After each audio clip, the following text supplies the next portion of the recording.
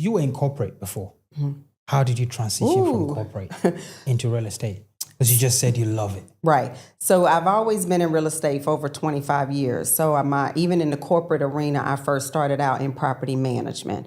So I started at the very bottom, just a bookkeeper, and then worked my way up into regional and VP positions with companies. So that was my introduction into real estate from the corporate world. And I think as I continued to climb the ladder, one is the industry that I was in, I was always one of few women, and even more importantly, one of few African American women.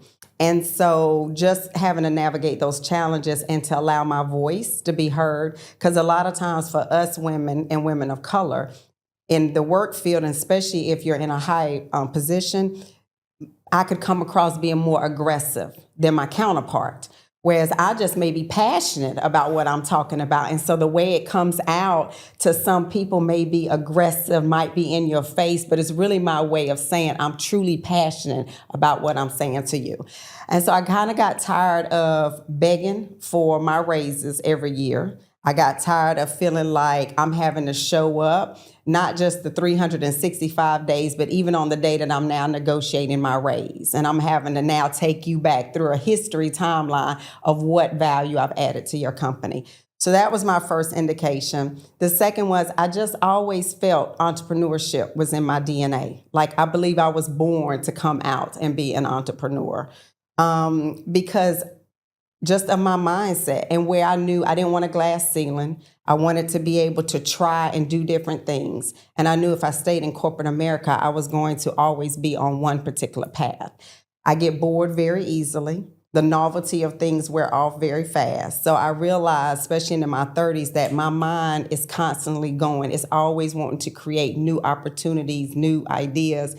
And corporate America was going to stifle that.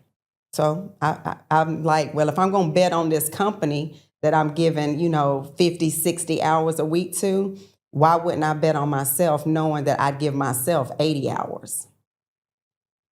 I get to have my own thing.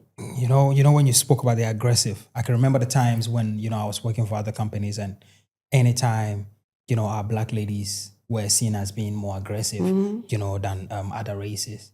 And I'm not exactly sure, where that comes from, but I guess maybe, they're not used to us as much as they should be. Right. But yeah, it can be difficult, for some. And for that reason, they put a lot of caps on how far they want you to go in the industry and always try to control you and things like that. So, well, and that's one of the reasons why we moved from North Carolina to Texas, because I had been in the property management industry for so long. I had integrated myself into the community. I was on boards, I was involved in associations, and I still couldn't break that ceiling. They still wanted to recycle the same white women in the same higher positions.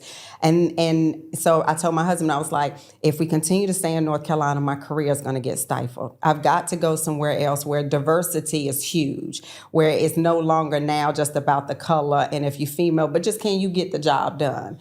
And so that was a main reason why we moved from North Carolina to Houston, Texas, was for opportunities and because I knew I was going to be stifled. I mean, truly, right?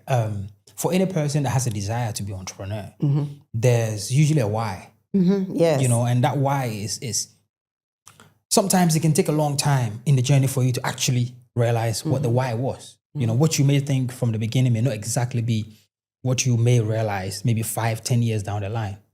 What's your why? My legacy. Okay. I didn't come from a well-to-do family. It wasn't stable. I was raised by a single mother. I was a latchkey kid, so I'm the oldest. So I had a lot of responsibilities in the very beginning, starting out. And, now I want my children to be able to be better off, but I also want them to be wiser. And I also want them to know that, they don't have to go the traditional route. And so my why is my legacy. I want to be able to leave this earth, and I don't want to have any to-do boxes that weren't checked. And a big part of that is making sure that my children's children are taken care of. The children's children. I like that. It's actually a biblical concept. Yep. That a good man leaves inheritance for his children's children. That's right. It's actually a biblical concept. So that's very good. But anyway, if you haven't subscribed, please do. If you haven't left us a review, it's your first time ever watching this, I hope you're enjoying this conversation.